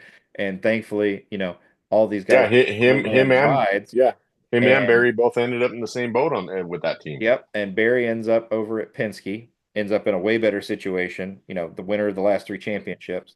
And on the opposite side, Priest ends up over at RFK, who's on an upward tick, after him and or Busher and Brad both qualified, or both won races last year. They've qualified for the playoffs the last 2 years, one or the other. Like they've won, the um, the duels, you know, so two of them end up in the right, or actually three out of the four end up in the right spots where they want. Unfortunately, Noah kind of got the shaft on this deal in terms of those. And you wouldn't have thought so because McDowell was fast. He won. They qualified for the playoffs. He's won the Daytona 500 and stuff. So their cars haven't always been bad, but I think the lawsuit honestly is affecting them more than it's affecting 2311, truthfully. Oh yeah, for sure. Oh yeah, absolutely.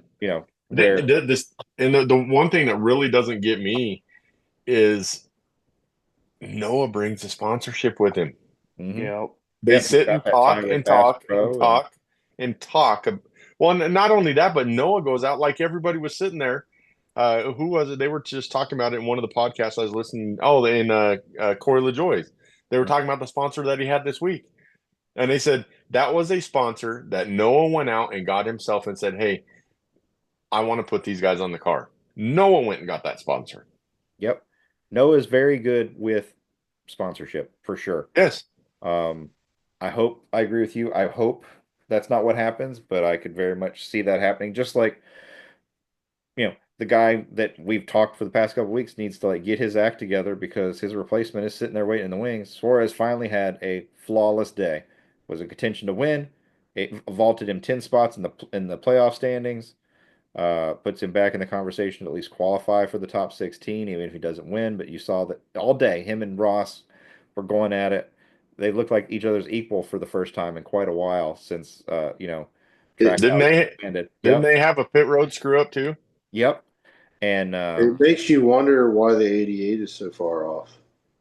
well, I think that's more just SVG's not experience at ovals. Like he adapts, but He can't handle. He can't help his tires are blowing. no, I agree. I think that was just bad setup. I am curious why their setup was so bad. I agree. Um, Maybe they were trying something for his feel that was different than the other two, and that's just based off of his not having the feel with this car at an oval compared to like an Xfinity cars and tires have more forgiveness. I'm But actually surprised Riley Herbst hasn't stepped up to the plate, being back to Monster and being with 2311. But I don't know if it's just because he's not used to a Cup car. Yeah, It's, I it's a think new team, and you gotta gel everything together there. It's going to take half the year to figure that out, I think. I don't expect very much from Riley Herbst this year, honestly. Not because of the lawsuit, not because of that, but I mean, it took him a while to figure it out in Xfinity, and we've seen how big a jump it is to go from that to Cup and be competitive. I mean, hell, Chase Elliott didn't win for several years in Cup. That's true. Byron didn't win. Larson took forever to, get to become a consistent winner with all the talent in the world. So Herbst being over there in that car, it's a good opportunity for him. I hope he doesn't waste it, but I'm not expecting much from him, not just because, I mean, we're talking about a massive step to go from, especially when you're going from SHR cars to those cars. And I think, and so to that point, you're going from SHR cars that you had to drive beyond the limits of the car to get those results. Now you're in JGR equipment, essentially. Him and Briscoe. It's a perfect segue to this. They're in JGR equipment. They're used to having to overdrive, and I think that's what's causing their problems. They're driving beyond the limits, not beyond the limits of the car, but they're driving at 120 all the time. Now all you have to do is drive at 100 because the car is already at 100. You Yeah, don't now even they don't even Yeah, you that don't have to makes drive it sense. that much. You can do it at 90% and you'll be fine. Like you just need to finish a race, the two of you. Like just finish races and you'll be fine. just I finish think I made races. You'll be better than Ty Gibbs. You'll be fine. Yep. Yeah, exactly. I No, think I even made the comment earlier this year. I was kind of hoping that if they were going to grab a Vegas boy, I was hoping that's where Noah ended up instead of yeah. Riley. Um, I think if But Briscoe we doesn't get his shit together, he's gonna be out of a ride at the end of the year too. He keeps wrecking and having problems. Don't matter if you do it. we know why Riley ended up where he did, and that's because the family bought the charter. It's not Yeah, actually or the investment. yeah. Yeah. So, but Briscoe trying to prove something. Ty's trying to prove something. Some of these guys are driving beyond their capabilities or beyond the capabilities of their cars, or they're, just driving way beyond the level necessary with the car they have. And they're digging holes. We talked about it briefly last week. Like, this is probably the hardest start to the season we've ever had when you consider the way the points are structured, because we went through three wild card rounds right off the bat. And all you have to do is look at, even if Ty Gibbs wasn't snake bit from last year into this year, those three finishes alone, and look at where Brad's at, and look at where some of these guys that you expect to be up there, and they're just buried in the points. You know, Chase Briscoe, even though he got all his points back, is only in 20th. Austin Cindric is 21st, and he had the point, and he had the points penalty. He jumped 11 spots this weekend. But He had a really good run. yep, but Riley Herbst is down there, Justin Haley's down there, Brad Keselowski's down there, Shane, expected, but Dylan, Gregson, like it is the penalties at the beginning do put you in a pretty big hole to dig out of. And if we get to that next wild card round, i.e. Talladega, and you haven't dug out some of that hole, you might be screwed for the season. Like I think Ty Gibbs' season's over already. No, he's gonna win Bristol. Unless he wins, barring a win, if he doesn't win, his season's over. You've got 56. He's gonna have to beat LaJoy if he's gonna win Bristol. The leader, William Byron, with 58 stage points, has 207 points. Where's Larson? Yep, Larson is 7th. Yep, he's up 5. So Okay. he's 50. He's got 33 stage points, but he's 55 back. But I mean, you're talking Ty Gibbs is 150% fewer points than what the leader has. You are not making that up after what we've already had. So he's definitely not going to contend for the season-long championship in terms of the regular season. And he's 16th right now is 91. He's almost Barely. in a have to win situation. He doesn't 5 even have races half into the the points season. Ricky Stenhouse does. He's got 50 something points to Ricky Stenhouse is 116. So, and Ricky's got stage points and Ty has 0. So, I mean, even if you doubled Ty Gibbs' points, he's still less than 16th in points. And the problem is, like, you're at this point in the game, you're so far back, like we said, barring a win, the people you're trying to jump are all right on top of each other. Like it's almost impossible to make ground after a certain point. Like your season's almost over. Like I think if he hasn't turned it around by Talladega, his season for sure is over. But I feel confident that it's over now because I think he's also in his own head too. Like, what do I got to do just to finish a race at this? Yeah, I think that's a good progressive thought. Blake, I have a I question for you. I see that new Do you spot. think that Larson has to, since you like Larson and we can actually talk about this, do you think Larson has to like maintain the season? Because my hopes every year is that he's going to get into Phoenix and win a championship, but it winds up always being where he wins races, but he's not. But then he has bad races in between that end up hurting him. Uh, like at this point, I mean, he's done it before where he's come from way back. So I think Larson can win the regular season championship first Okay. off. and to me, that's the more important prize, not the end of the year one, because the end of the year when, that wild card final race, so much can happen. And as long as it's there at Phoenix, all the championships run through Penske for the most part, or Christopher Bell. Um, so Had Larson won the regular season championship last year, he'd have been in the Final Four. That's true. Nope. so Really, What's that? he would have missed it by 1 point. yeah. He still would have missed it by 1 point. Yep. Yes, sir. I think That's what yeah. everybody's been saying the past couple of years. Like I remember them during the offseason saying we win races. I think he had the most wins last year, and yet it ends up Well, hurting him because he has bad races or he pushes too hard. Like I remember Yeah. not Fontana If I Homestead was last year.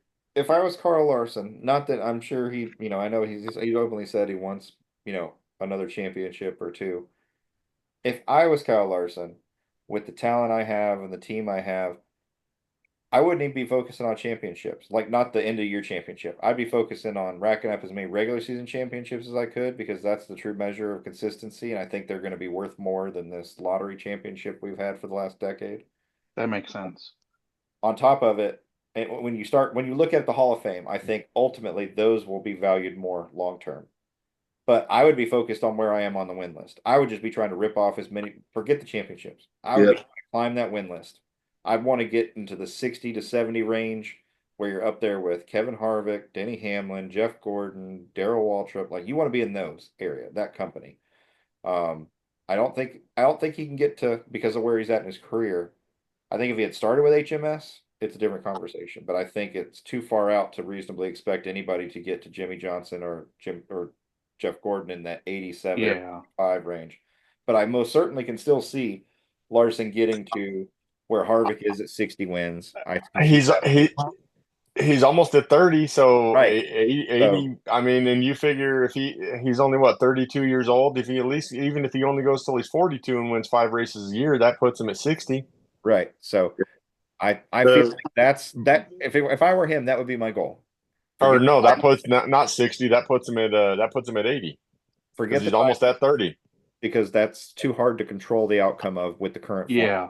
But Are- if I know every time I go to Vegas, and we go twice a year, I go to Homestead, I go to Kansas, Darlington. Darlington, like I can look at, all right, I should be able to win these races.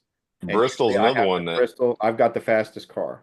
And he's a good road racer too. Like I feel like if Larson consistently wins 5 races a year, he'll end up where he wants to be on the win list. And it's really just going to be when does he quit. But Are there, I think he's consistently capable currently with where HMS is and he is together, and we'll see what they get with this new car, whatever it's going to be. Um, but I'm surprised Bowman has a ride because being a Hendrick fan, I see that they're saying how Larson and it's between Larson and Byron as far as the top dog at Hendrick, and then Chase is in the middle, but then you get Bowman at the very end. Bowman's ahead of Larson in points, bud. yep, Is he? Okay. yep. As much as it hurts to say it, yes, he's one spot ahead. He's He's 3 got 4 points more ahead. points, I get 4. 156 to 152. Are we done with Phoenix? Phoenix, Vegas. I mean, We're Vegas. definitely done with Phoenix, but Vegas, yeah, we could be done with Vegas. Like, I don't so think there's anything left to cover other than, well, so at least till October, November. yeah. so how surprised are all three of you that a team has gotten 5 races in and has somehow garnered an 18 race sponsorship with Progressive? Yeah, so Oh, let's talk wow. about that. So Denny's got an 18 race sponsorship for, did they say how many years? Is it just this I year? just know it's Or a 18 couple. races for this year. I don't know how many years, Let me pull but it up. that's an insane haul to get Progressive after the year has started. Yeah, I mean that is great. So it's the closest On thing top to a of the full fact that he season. got AM/PM for 2 races. Yep. No, I think it's awesome. It's pretty crazy overall that you're going to have this many with the way the financial market is for sponsorship today, and them losing FedEx. Like, that's actually pretty crazy. I'm looking to see if they said how many years the deal's for in here.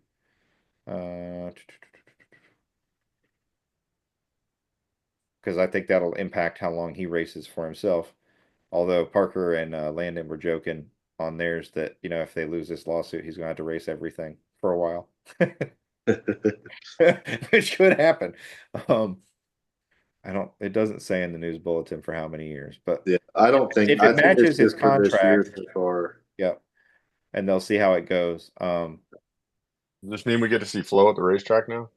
I Well, hope so. so it's a boring ass looking car, in my opinion. I love it personally. I like all the The blue, blue the is white, and the P. But when I say boring, so what I mean is like, okay, so under the progressive on the side, you have that white with the sport clips and everything, but they didn't carry it around. Like there's not around to the back of the car. Like it does that one section of white for the sport clips logo just looks out of place. Kind of reminds me of the auto owner's paint scheme. Yeah, I would just have added some more color to the back. The front's fine. I like that the P comes all the way down the nose, kind of like the Mountain Dew logos used to do on Junior's car and on Chase's car. I think that looks good. But I just would like to have seen them do something that brings it around to the tail. Otherwise, it just seems kind of eh. And Denny's had very sharp cars in the past, so I think that's why I'm disappointed because he's usually got some pretty good cars. But it's better than the last few fast cars. yeah, yep. Now, and I like that blue. It's I know it's the Progressive Insurance blue, but it looks like a Carolina blue. That's It's okay. not. They're not in the bracket. It's okay. Yep. It's not. It's not Amazon blue. You know, no, and honestly, at first it does look like that Amazon car Chase is going to run. That's what I thought. It sure does. Uh, It very much does. But I'm not surprised Denny was able to land a sponsor. I'm surprised at the length of the sponsorship. Yep. Denny between his association with, even if it's not with 2311, his association with Michael Jordan by being a team owner of 2311, they would still want to be a part of it anyway.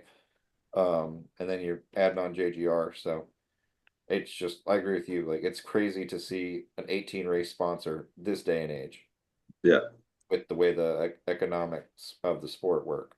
So And with sponsorship, kind of curb-tailed into this, I'm starting to think you might be right about something. As much as I hate to say it, we are 2 weeks away from Throwback Weekend, and to my knowledge, there's been two throwback reveals: the two in the two Cup car and the '88 Xfinity car.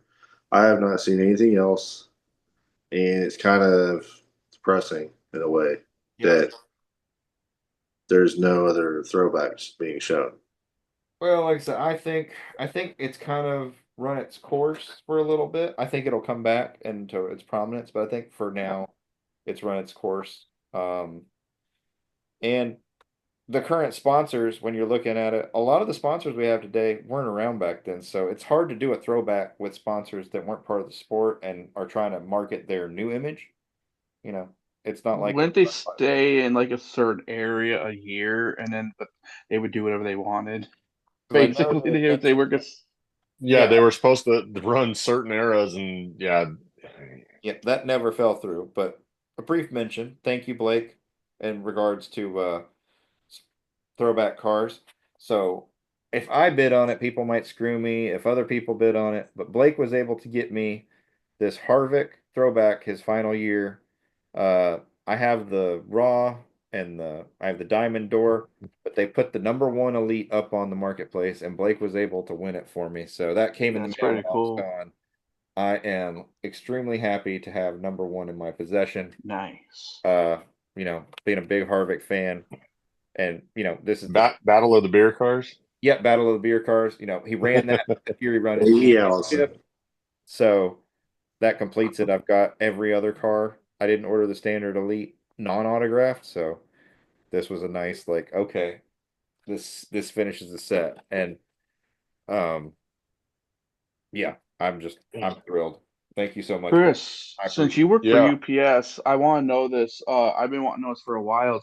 Is UPS like not even wanting to be part of NASCAR? Because I remember them being with No, Dale Jarrett and they wanted nothing to do with NASCAR when they left Roush. okay, The only reason that they even came back was Uh, the only reason they came back and did the sponsorship for Ross was all Trackhouse Yep. made that push to even have that sponsorship back on that car for that one race at Darlington. It's And it was, because the sponsor that he usually has, I can't think of it. They have an Express. affiliation with UPS. Yeah, Yeah, Worldwide. yeah. Worldwide Express has that UPS affiliation. Is the only reason that was on the car. Yep. Okay. But no, I mean, and they're not the only ones. I mean, we just saw FedEx leave. We saw Home Depot leave. We saw Lowe's leave. In 2018, we saw uh, Surprised Bush is still around. you know, Bush being around is good, but I mean, we saw Miller Lite phase themselves out as Yeah. Brad was leaving. Um, you know, Bass Pro is, I think, the longest running, but they're not consistent with a team. And probably other one would be Menards, but Menards does so many side things. Those are probably the two most prominent, longest running now. Interstate Batteries has long since phased their stuff back since they got in with JGR, back in the 90s when they I started. mean, Lowe's technically does through to an extent, and we found that out kind of the hard way with that sponsorship stuff that we were doing with the race that the Xfinity race. Yeah. So it's interesting. You know, and again, just further makes what Denny and them were able to get stand out to me. And like you said, Blake, that it's surprising that a sponsor is willing to commit for that length of time based on the amount of money you got to put in still today. So I'll just watch the older races and I'll just see like so many sponsors that have left the sport, not just drivers and sponsors. I'll go, wow, that's just a lot. yep, yep. STP I think is completely gone now. Um, I don't I don't think we'll see them on any of the now that the king is basically just a figurehead and not a Yeah. You know, contributing authority. I think they're pretty Well, much gone. I was explaining to my girlfriend the other day. A lot of these sponsors have left because they've got new CEOs that Yep. like Target left because they had a new CEO that liked soccer, so they went to soccer. Lowe's left for somewhat the same reason. Yep. So, and we might have lost a lot of sponsors, but we gained a lot of sponsors too. So, Yeah, it's not all bad. Like we've gained a ton of little small Yeah, sponsors. so many sponsors you don't know what fucking car they're going to be on week to week. yeah. Yeah, that's the downside in my mind is there's some of these it's hard to pick out week to week what car you're following. Thankfully, Ryan Blaney's car is always electric yellow. I really liked, it was not the this double weekend. Pennzoil weekend this weekend for Pennzoil. I like Joe Logano's car this weekend. That was a sharp looking car. Uh, I They remember as always a do some kid. pretty cool. yeah, Pennzoil's always got some pretty sharp schemes. Yeah. Sorry about that. I was just gonna say I remember as a kid when the Winston would come out, how special that was. When Yep. they would have all the special paint schemes for that year, and then the rest of the year it was like one paint scheme through the entire year, so you knew who somebody was. And now it's obviously different. Yep. Well, I now that's the one thing that I haven't understood. I can understand the changing of the sponsors. I mean, I get that progression of the sport, but it makes it so hard. And this is one reason why I don't agree with the number placement on the car. yeah. Because a lot of these paint schemes drowns the number out. And that Yeah, is the that is the tell all for any car on the track is the number. Yep. You're not seeing the face of the driver when it's on the racetrack. You're seeing the number. You Yeah. know who's driving it by the number. And now anymore, you can't even tell what the damn number is. exactly. I will say to the point of being able to pick out cars on track, that's one area where Penske, I think, has done better, other than, HMS with the five car in the Hendrick cars over the last, I guess we're going on what? So this is six Yeah, years. you can't miss the 5 car, that's for sure. But Penske with the scallop design that they had since 2011, that was on Joey's car. Before that was on Kurt Busch. And it was also on Allmendinger with the red stripes. Like you could always pick it out no matter what for the Pennzoil car. And no matter who's been in the Or Menards car. Shell. Yeah, no matter who's been in the Menards car. But now with Penske, like it's always they keep the same pretty much similar design. where they've got the Menard stripes that separate on the fender, and then the whole car is yellow, and the that whatever the associate is on the hood that week, but the car is always yellow on the sides, and so you can always pick it out. Where I agree, the rest of them, yeah, when they change the design, the number color changes, and if you've got a single digit number, it's harder to pick out as opposed to a double digit, and it does make it harder to differentiate for sure. Would you say a sponsor like Monster with having what 4 cars for time to time? Do you think they put a lot of that's a good for the sport having them on multiple cars? I think it's good for the sport. I think they're wasting their marketing is all. That's what I thought. You've got 4 cars, and other than the Beast car, they all run the same damn paint scheme. Yeah. Yeah. Yeah. The only one you can tell that's ever different. 45 or the 35 and the 54 look the same. The 45 has its own, the Beast deal, which I think is awesome. Wish we could get a diecast of it. I'd buy it. Exactly. Color and flavor they'd make. But because it's a badass looking car. But that's the only one that like grabs your attention and it's them. The rest of them, they look the same. So when Ty Gibbs and Riley Herbst are racing each other, they get in a wreck. I don't know which one's wrecked. Well, there is an easy way to tell. I mean, especially with those, because Reddick's the only one that's ever at the front. No, that's true. Yeah, you're right. You're right. Reddick's the one that's not wrecked. The other two, though, when they wreck, if they're in a wreck together, you're like, if you were trying to pick out the sheet metal of a 35 and a 54, how do you know which car it goes to? Exactly. They're both prepared by JGR, and they're both Toyotas, and they're both Monster. So it's like, was that my car or your car here, dude? Yeah, I had this discussion with my dad where he's like they need to get rid. He was telling me he doesn't like Bell Wallace or whatever, and he was saying he's like they need to get rid. And I told him I was like, Michael Jordan's never gonna let Bell Wallace go away. No, he's a better driver than people think he is. He's developed. He's good. Yeah, that's what I was saying. People need to stop complaining about him and just look at his stats, and they'll realize what people think he is. I mean, he was up there. Now I will say when he cut off in front of Hocevar at Vegas, I was like, that wasn't smart. Yeah, I put that in the chat. Like, you need to remember who you're racing with, bro. Like when you pushed the issue and you brought your rear bumper down on his nose, going around the D to go into the turn, like to force the issue on the position, I was like, oh, he's about to go for a ride, and he's gonna be pissed and be like, he doesn't belong up here. Da da da. Dude, you wrecked yourself on that one. You should know. You should know better. So thankfully that happened. But yeah, go ahead. So we got Homestead this weekend. Yep. And the news going into that is Larson's running all 3 trucks. I think that's badass. City and Cup. What is the likelihood that we see a Kyle Busch-esque sweep and we get a sweep for the first time not being Kyle Busch? That'd be pretty cool. Who's preparing the truck? Spire. Who's the truck with? Spire? Spire's 07 Spire truck. Who's preparing the Xfinity? 17. No. I mean, is it Hendrick? Hendrick. Is it JRM though? Like technically? No, it's a Hendrick car. It's a Hendrick Xfinity car. I mean, if he doesn't sweep it, it's not going to be because of the top 2 series. It's going to be because of the Spire truck. But if he wins in the Spire truck, then I think there's a pretty good chance he could sweep the whole thing. Yeah. I mean, Kyle's won in a Spire truck, so Busch that is, so it's not far fetched. Larson has 2 at North Wilkesboro. You were there.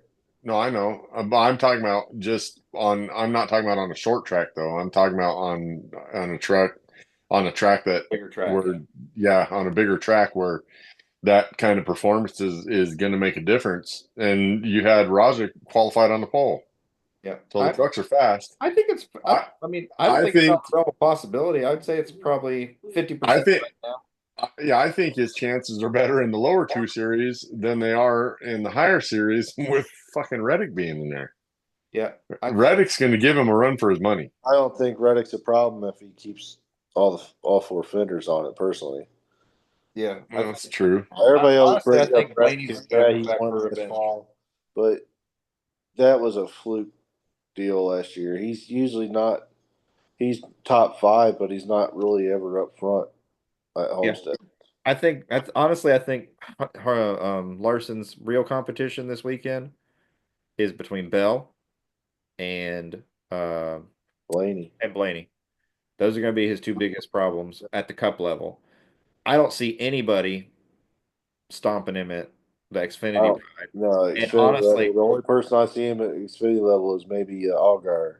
now trucks, I don't think it matters that I, I I think I looked at it wrong. I don't think it matters who prepares the truck. I think it's more of as long as he can stay away from the idiot kids that are in trucks Yes. that Yes. wreck for no Yeah. damn reason and doesn't get caught up in somebody's inexperienced mess, he'll be fine. As long as he starts on the pole, it'll be fine. Yeah, as long as he stays Dude, on the pole and doesn't get stuck back in traffic having to do Kyle Larson things where he tries to pass 10 people in one shot like he did at California on the front, when he juked and passed them all. And the difference is the people, when he does that, they're going to flip out and be like, we don't know what to do, and they're going to wreck. Where yeah. the Cup guys were just like, did we just Oh, get that's just punked? Larson. Yep, that's Larson doing Larson things, but they were more like, Yeah. did we just get punked? Like, what did he have turbo? Like, he just passed them like that was nothing. And that's what sucks, man. I mean that's where I And I have thought a he It's was going to also do a that in giant night Phoenix race. The last week. truck I thought he races was are going to do night that in races. Phoenix last week, honestly, and he didn't. I was surprised. it's just sad to see, and you just brought up a great point, and this one thing that it even shows the decline in performance and experience and just overall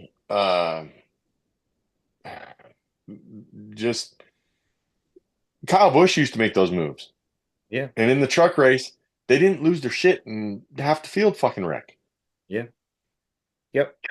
I I think by having the limitations we have today, with what NASCAR tried to prevent the Kyle Busch effect of he's winning too much, people don't watch. I think as a result, honestly, you end up with less qualified drivers coming up through the ranks because they're not racing Matt Kenseth, they're not racing Kyle Busch, they're not racing You're Jeff Burton, Greg Remember Mark Biffle, Martin in the Winn-Dixie Mark car? Martin. Yep. There's something to be learned by racing Kevin Harvick in a truck and, those guys down at that on a weekly basis. and the sad part is those guys say it. And NASCAR still won't go back to it. Yep. Those guys say they want those guys to come down and run. Yep. You can learn more in one race watching Kyle Busch whoop your ass than Yeah. races on your own because he's going to show you things that you didn't know you could do with that truck. Yeah. You didn't think were possible. And then you're going to be like, well, why doesn't my truck do that? And you're going to go to work trying to figure it out. Where No, if because you then they never end up did it, wrecking because they still try and do it. And yeah, your truck right. still can't fucking do Well, that. you're not wrong. Like you may never be able to do that, but for somebody like a Connor Zilic who maybe is like, oh, I didn't know this car could do that. When he sees it happen for the first time, he Yeah, I think back he's to be one like, that'll be hey, able to do it. you know, I'm just saying, and in general, by not having those guys around to follow and learn about like where your braking point should be and the way you arc the corners and stuff, there's only so much they're going to learn. So then, of course, they still, Hocevar is extremely fast, but I think Hocevar would be a much better driver if he had run against, Kyle Busch, Harvick, those guys down at the second Xfinity. tier, because he would have learned how to race with the top tier guys already, as opposed to, all right, you got the speed and you're up here now, but you're doing dumbass shit because nobody ever put you in your place before you got here. Yeah. And if you had done that down below, you'd have been straightened out before. So, Alan, I have a question for you. Do you think that we need any more rivals? I mean, I was just thinking the other day I was watching the stuff with Brad and Carl Carl. and I was remembering all that stuff and I was like, you don't see that anymore with anybody going back to back of each other every week. I think you need it. And I think we're going to get it, but not in the way that we got it from back in the day. But I think we're going to get it with Bell and Larson this year for sure because Bell is, he's been having breakout moments the last 2 or 3 years, but I think this is going to be like his official, like, I'm here season. Yeah. I Not the heard, wins he's already had, but I Hey mean, guys, yeah. I far gotta from get done. off here, guys. Yeah. All right. I gotta get going. Sorry, Yeah, no man. All right, problem. mate. Later, Blake. I'll see y'all Later, later. dude. See you. See you, man. But yeah, I also yeah, I go ahead. also think I also think we're gonna see it between Elsevier and the field. Yeah, yeah.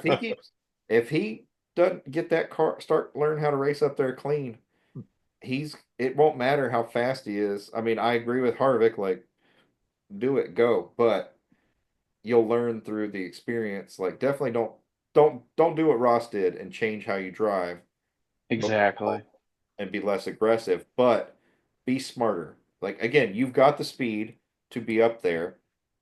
Stop driving beyond the limits of the equipment. Do drive 90%, 95%. Don't drive 120. And you'll be there. You'll be in the discussion. Barry's not driving at 120%, and Barry won the race. Why? Yeah. Because he doesn't need to. I'm in a Penske car. I don't need to drive at 120. 95 will get it done.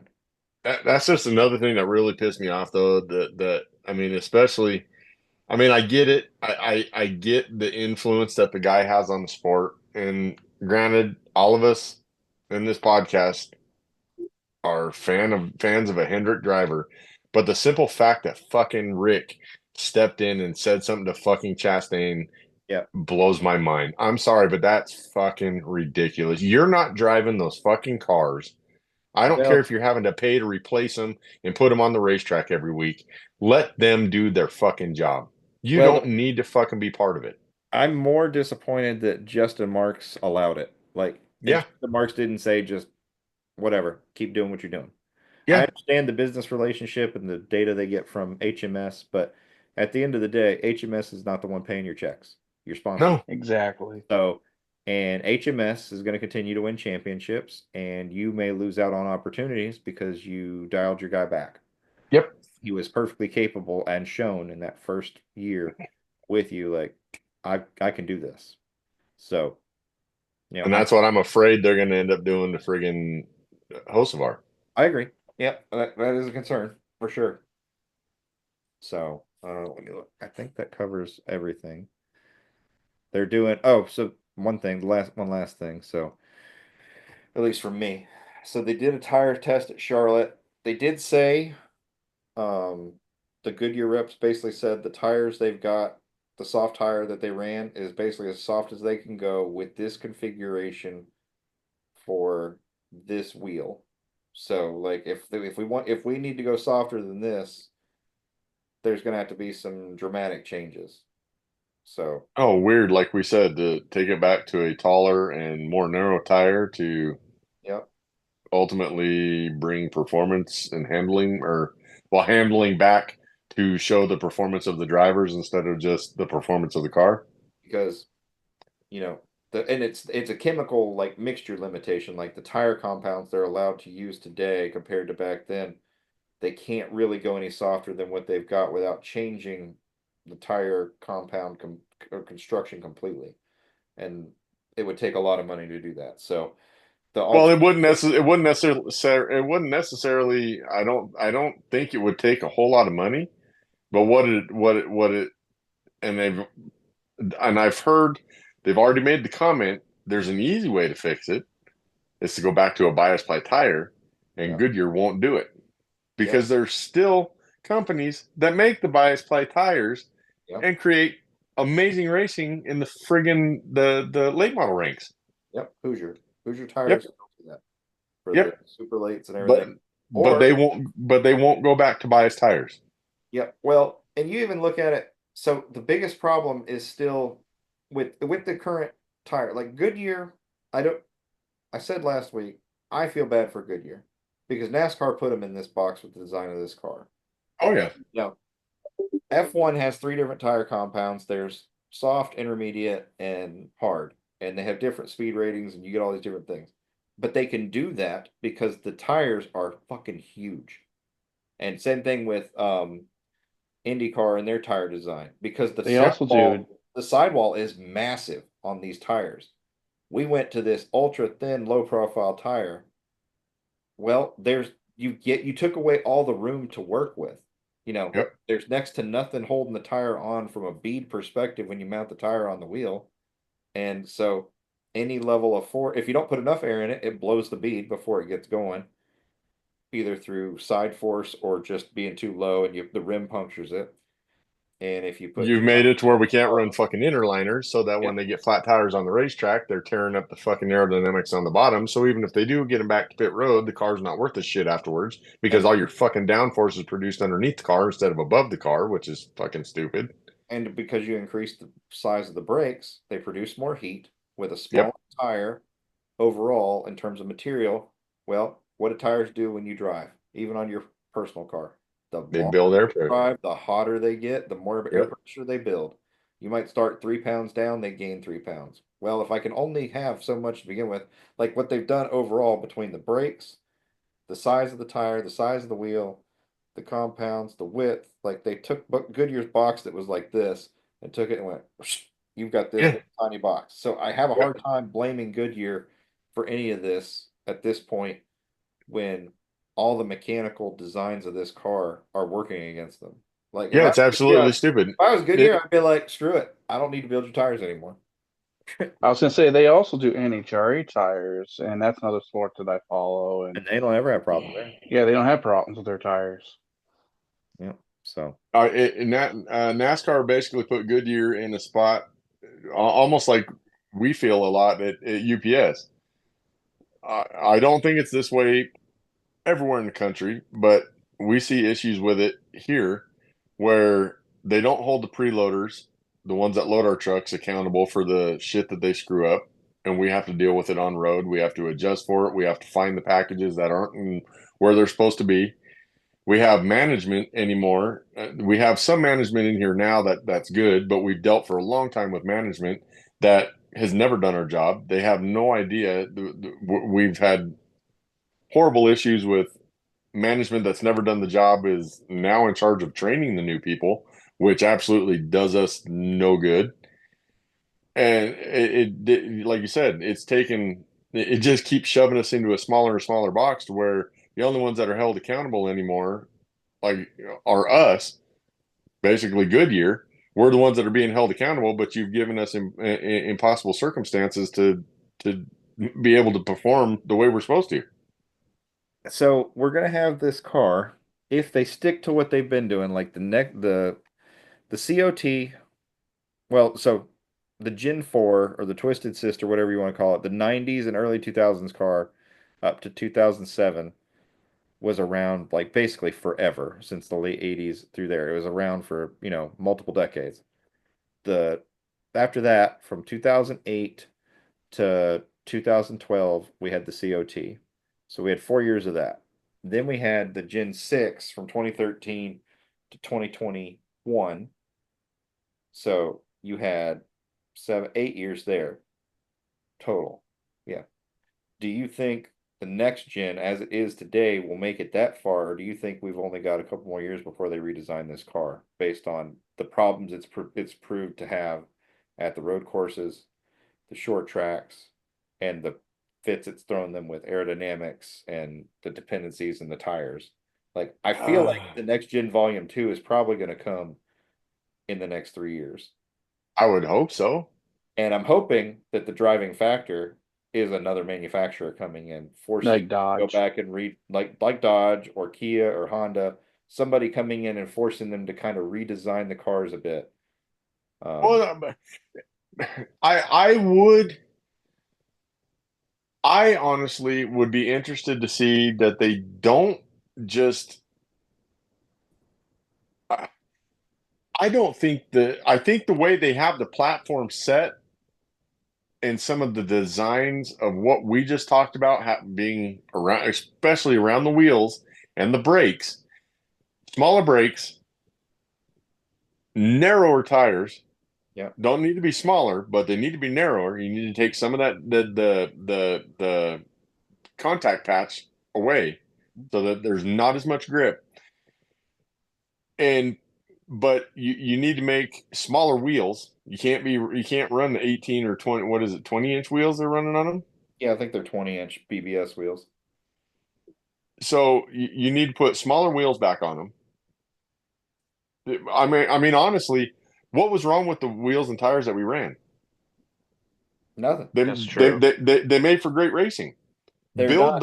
Build that brake package and build those wheels and tires back into this car. I Well, really don't think you're going to have to change a whole lot on that car to do it. I think their logic was, well, these are similar to the tires and wheels that we get on production cars today. Okay. So Well, what? nothing else on that fucking car is like a production car today. Oh, It's a fucking race car for a reason. it's an IMSA car at the end of the day. Yes. Exactly. No production car that I'm aware of, unless you're buying a 300,000+ supercar or more, comes with a fucking aero pan underneath it like that all the way across the bottom. Or a single fucking lug nut. A single lug nut, a spoiler, vents that come through and out the hood, Yeah, yeah. and also breathe through under the side, dual side port exhaust, vents in the glass, so that rain can come in on you. Yeah. You know, so to me, I'm thinking that, and I'm hoping that'll be the driving force, but I think, that they're going to have to next gen 2.0 this thing in the next, Why hopefully. did we even go to this car to begin with? Do you know any reason behind that? No, not really. I mean, I'd have to go back and read the articles as to what led to this. Like, it was a giant community thing to try. Allegedly, it was a cost thing, essentially. Like, That's all I've protect the heard. team. I'm so tired of hearing the But fucking cost again, cutting bullshit. the cost, they haven't saved them anything. It's the most expensive car we've ever had. Yep.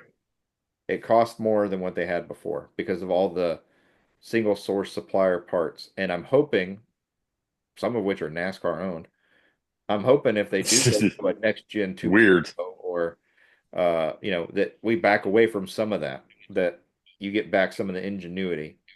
But the only way I can see that happening is, first, you get rid of Jim France because, IMSA, he loves IMSA. This car is essentially IMSA.